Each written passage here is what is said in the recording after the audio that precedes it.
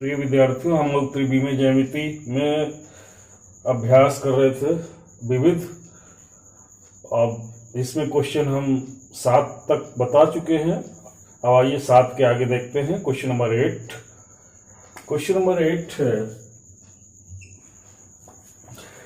बिंदु A B C से जाने वाले तथा तल इतने के समांतर समतल का समीकरण ज्ञात करो। बिंदु आपको दिया हुआ है ए कॉमा बी कॉमा सी। इस बिंदु से जाने वाले और दिया है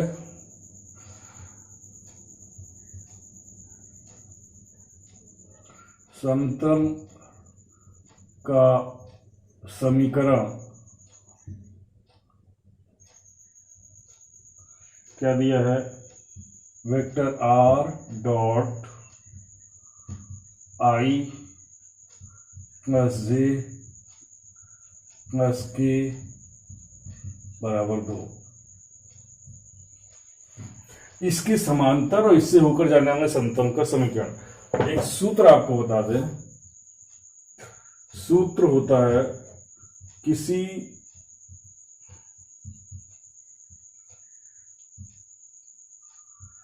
दिए गए समतल आर डॉट एन बराबर डी के समांतर समतल का समीकरण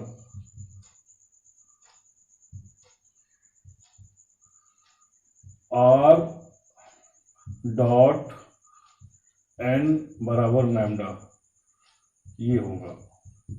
यानी इन दोनों में सिर्फ अचर राशि का अंतर होगा, बाकी सेम यही समतल इसका जो एन इसका होगा वही एन, क्योंकि समांतर है तो दोनों का गुणन सेम होगा। अब इस सूत्र में लैम्डा ज्ञात करने तो काम हो जाएगा। तो यहां पर इसके समांतर समतल का समीकरण, तो समतल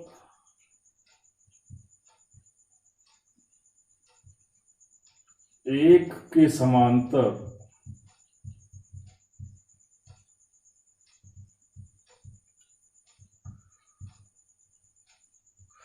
समतल का समीकरण कैसे लिखेंगे?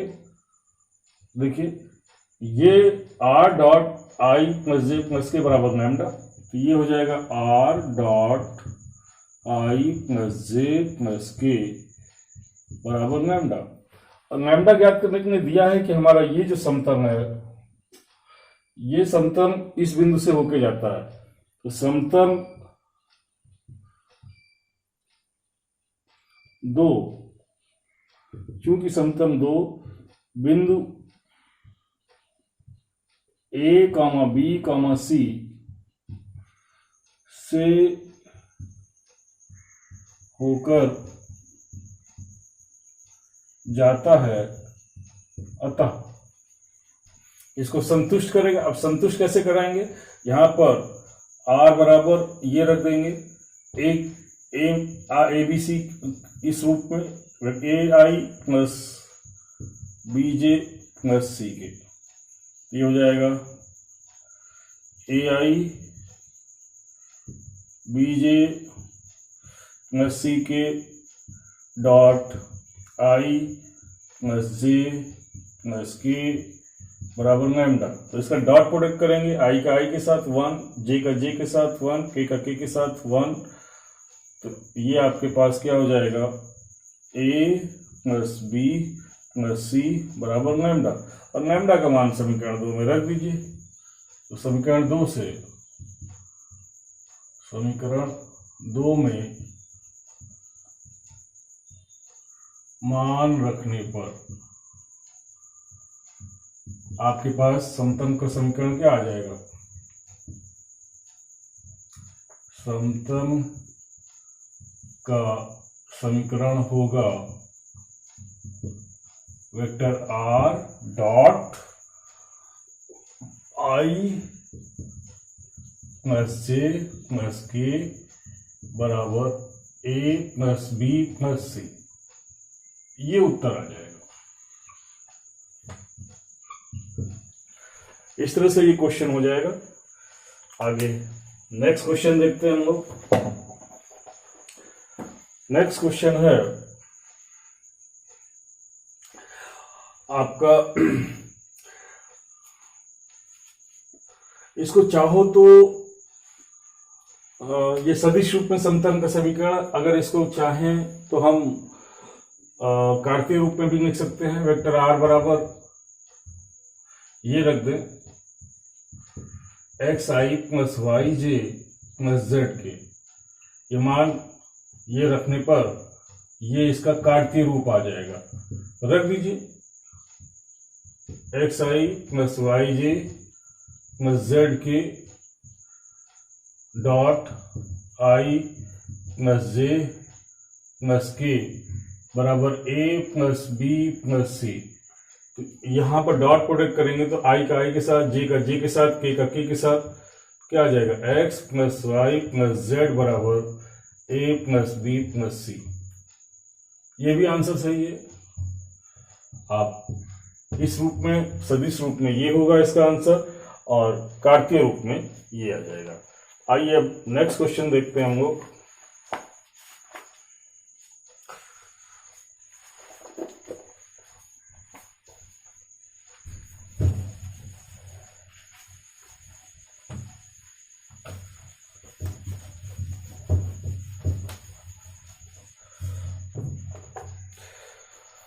नेक्स्ट क्वेश्चन है रेखाओं इतने इतने के बीच की न्यूनतम दूरी। ये हम लोग पीछे अभ्यास में कर चुके हैं और मुझे उम्मीद है कि आप कर लेंगे। सूत्र आपको पीछे लिखवाया है, इस तरह के कई क्वेश्चन किए गए हैं। तो बीच की न्यूनतम दूरी के लिए आप सूत्र पिछले 11.2 अभ्यास में ये कर चुके हैं, इसलिए इसको नहीं बता रहे हैं। क्वेश्चन नंबर 10 और 11 एक जैसे हैं, एक हम बता दे रहे हैं। और देखिए, हालांकि 12 भी वैसे ही हो जाएगा, 12 में भी हम संकेत कर देंगे। तो आइए पहले 10 देखते हैं। क्वेश्चन नंबर 10 कह रहा है उस बिंदु के निर्देशांक ज्ञात करो जहां बिंदुओं 5, 1, 6 और 3, 4, 1 को मिलाने वाली रेखा वाई तम को काटती है। बिंदु दिया हुआ है, प्रश्नानुसार आपके पास बिंदु क्या क्या दिए हुए हैं। एक बिंदु दिया है, मान लो ए बराबर 5, 1, 6, 5, 1, 6 और दूसरा बिंदु है 3, 4, 1, 3, 4 और 1। इन दोनों बिंदुओं से होकर जाने वाला जो रेखा है, जाने वाली रेखा, वो ZX वो YZ तम को काटती है। तो यहां पर सबसे पहले A और B से होकर जाने वाली रेखा का समीकरण, तो आप सूत्र जानते हो कि दो बिंदुओं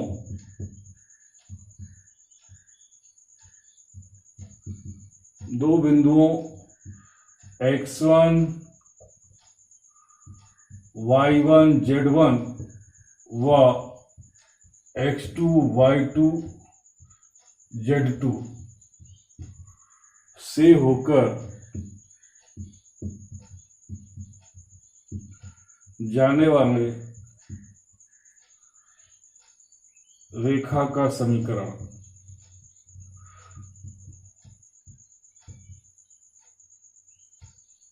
क्या सूत्र आपको पढ़ाया है?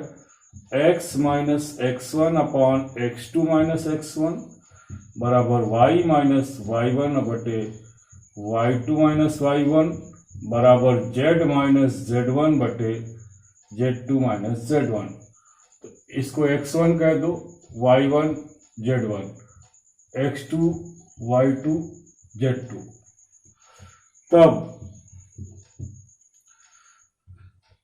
इसको a और b, a व b से होकर जाने वाली रेखा का समीकरण क्या हो जाएगा? x माइनस x1 का मान 5 बटे x2 माइनस x1 3 माइनस 5 बराबर y माइनस 1 बटे 4 माइनस 1 बराबर z माइनस 6 बटे 1 माइनस 6। क्या हो गया? x माइनस 5 बटे माइनस का 2 y माइनस 1 बटे 3 और z माइनस 6 बटे माइनस का 5। ये समीकरण आ गया। तो अब ये बराबर हम यहाँ पे इसको 1 दे दें। अब कह रहा है ये जो समीकरण है, ये रेखा का समीकरण, ये रेखा का समीकरण हमारा क्या कर रहा है? ये रेखा जो है क्या हो रही है? yz तम को काटती है। चूंकि रेखा yz तम को काटती है तो yz तम का जो समीकरण होता है वो x बराबर 0। ये सूत्र आप जान लीजिए। yz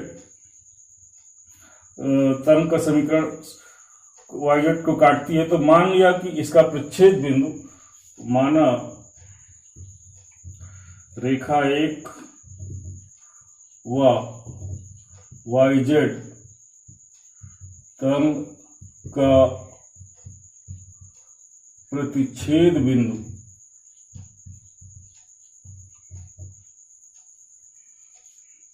या रेखा 1 व yz तम के प्रच्छेद बिंदु के लिए क्या करेंगे? ये बराबर लैम्डा मानिए x माइनस 5 बटे माइनस 2 बराबर y माइनस 1 बटे 3 बराबर z माइनस 6 बटे माइनस 5 बराबर लैम्डा। तो एक बार इसको बराबर करेंगे, x माइनस 5 बटे माइनस 2 बराबर लैम्डा। तो यहाँ से आएगा x माइनस 5 बराबर माइनस 2 लैम्डा, तो x बराबर आ जाएगा 5 माइनस 2 लैम्डा। ऐसे ही y माइनस 1 बटे 3 बराबर लैम्डा, तो y बराबर क्या आ जाएगा? 3 लैम्डा प्लस का 1। और z माइनस 6 बटे माइनस 5 बराबर लैम्डा, तो इसका गुणा करेंगे तो आपके पास इधर आ जाएगा 6, इधर जाएगा तो 6 माइनस 5 लैम्डा। तो आपका जो प्रच्छेद बिंदु आएगा, प्रच्छेद बिंदु क्या आएगा? 5 minus 2 lambda, 3 lambda plus 1, 6 minus 5 lambda. अब चूंकि yz तम पर x बराबर 0, तब 5 माइनस 2 लैम्डा बराबर 0। तो माइनस 2 लैम्डा बराबर माइनस का 5, माइनस माइनस काट दीजिए, तो लैम्डा बराबर 5/2। तो प्रच्छेद बिंदु क्या आ गए? प्रच्छेद बिंदु किससे? प्रच्छेद बिंदु yz समतल से। यहाँ पे इसको ऐसे लिख सकते हैं, yz समतल से प्रतिच्छेद बिंदु। यहां रख दीजिए मान, तो क्या आ जाएगा? 5, ये 0 हो जाएगा, यहां रखेंगे 5/2, तो ये 0 हो जाएगा। यहां रखिए 3 इंटू 5/2 प्लस का 1, 6 माइनस 5 इंटू 5/2, तो ये हो गया 0, 3 दूनी 6 और 1 7, जोड़ेंगे 1, तो ये कितना हुआ? 5 3 15, सॉरी ये 5 3 15 बटे 2 प्लस 1 तो 2, तो 17/2। और इधर 5 25 और यहाँ 6 दूनी 12, तो 12 माइनस 25 यानी माइनस का 13/2। ये आंसर आ जाएगा। इस तरह से -17/2 और -13/2। इसी तरह से आप क्वेश्चन नंबर 11 भी करने 11 में आपको ऐसे ही बिंदु ज्ञात करिएगा। और इसके बाद कह रहा है जेड सम को काटती है, तो जेड पर किसका मान 0 होगा, वाई का मान 0 होगा जेड समतल पर। तो वाई बराबर 0 करके लैम्डा ज्ञात करेंगे, लैम्डा रख देंगे तो प्रच्छेद बिंदु आ जाएगा। तो वो प्रच्छेद बिंदु या वो निर्देशांक जहां पर वो रेखा और समतल काटते हैं। ऐसे ही क्वेश्चन नंबर 12 भी करेंगे। 12 में भी कह रहा है उन बिंदुओं को ज्ञात करना है, उस बिंदु का निर्देशांक ज्ञात करना है जहां बिंदु इतने इतने से गुजरने वाली रेखा समतल इतने के पार जाती है। तो आप सबसे पहले दोनों दो दिए गए बिंदुओं से होकर जाने वाली रेखा का समीकरण ज्ञात करिए। उसके बाद दोनों का प्रच्छेद बिंदु के लिए यहां पर लैम्डा के रूप में प्रच्छेद बिंदु ज्ञात करने। चूंकि ये बिंदु क्वेश्चन नंबर 12 के लिए बता रहा हूं, चूंकि ये बिंदु उस समतल पर भी स्थित है, इस 2x + y + z बराबर 7 में रख दीजिए इस बिंदु को, तो लैम्डा का मान आ जाएगा। और जब लैम्डा आ जाएगा तो आप जो है बिंदु ज्ञात कर लेंगे। तो इस तरह से आप क्वेश्चन नंबर 10, 11, 12 कर लेंगे। नहीं आएगा तो आप हमसे व्हाट्सएप से या फोन से पूछ सकते हैं, कंफर्म कर सकते हैं। नेक्स्ट क्वेश्चन अब हम करेंगे क्वेश्चन नंबर 13। तो आइए देखते हैं क्वेश्चन नंबर 13।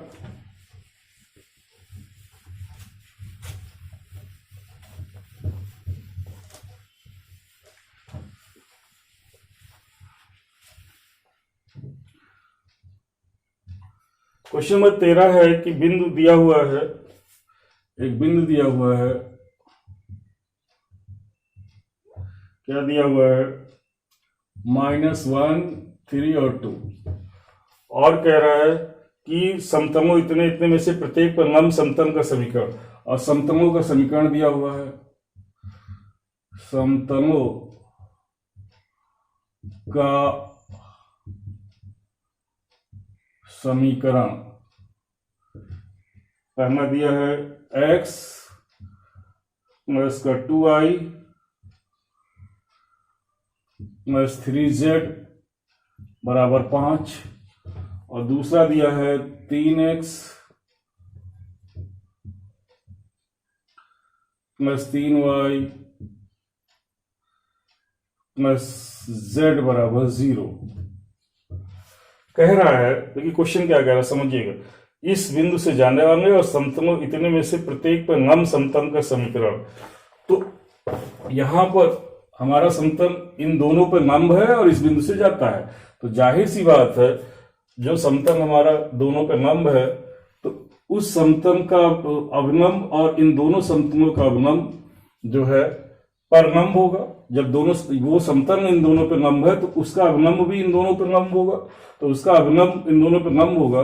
तो कहने का मतलब ये है कि यदि इसका अवलंब n1 है, इसका अवलंब n1 है और इसका n2 अवलंब है, तो इस जो समतल हमें ज्ञात करना है जो दोनों पर लंब है, उस समतल का अवलंब क्या होगा, n बराबर n1 क्रॉस n2 होगा। तो ये ज्ञात करना, और ये बिंदु दिया हुआ है, तो हमारी जो हमको समतल का समीकरण जो होता है r डॉट n बराबर a डॉट n, इस सूत्र से हम ज्ञात कर लेंगे। हमें a पता है, यहां से बिंदु दिया है, मीन्स की आपको बिंदु a दिया हुआ है, a माने दिया हुआ है -i + 3j और +2k, यानी इस बिंदु से होकर जाती है और इन दोनों समतलों पर लंब है। तो दोनों समतलों पर लंब मीन्स कि इस पर लंब समतल का अवलंब ज्ञात करेंगे। आइए समतलों के समीकरण ये दिया हुआ है, क्या दिया हुआ है, x + 2y + 3z बराबर 5, और दूसरा दिया हुआ है 3x + 3y + z बराबर 0। अब आपको एक चीज और बता दें, इन समतलों में जो x, y, z के गुणांक होते हैं ये इस समतल के अभिलंब के दिक् अनुपात होते हैं। जैसे आप सूत्र में आप ये जानते हैं, किसी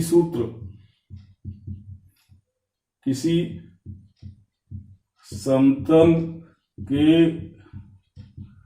समीकरण में ax plus by plus c बराबर cz बराबर d में ABC समतल के अभिलंब के क्या होते हैं, दिक् अनुपात ये होते हैं। तो यहां पे पहले समतल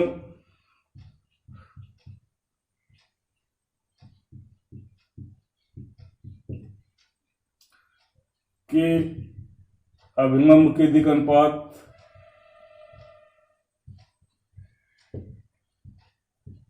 क्या क्या होंगे बताइए जरा।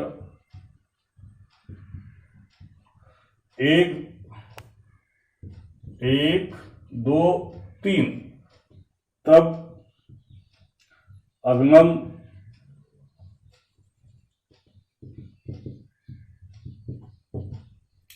बराबर पहले समतल का अभिलंब n1 बराबर क्या आ जाएगा, i plus 2j plus 3j। इसी प्रकार दूसरे समतल का अभिलंब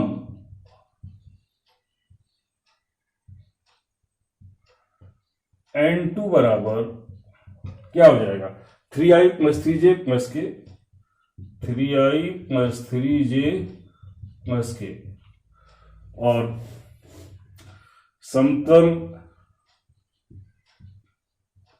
समतलों 1 व 2 पर लंब समतल का अभिलंब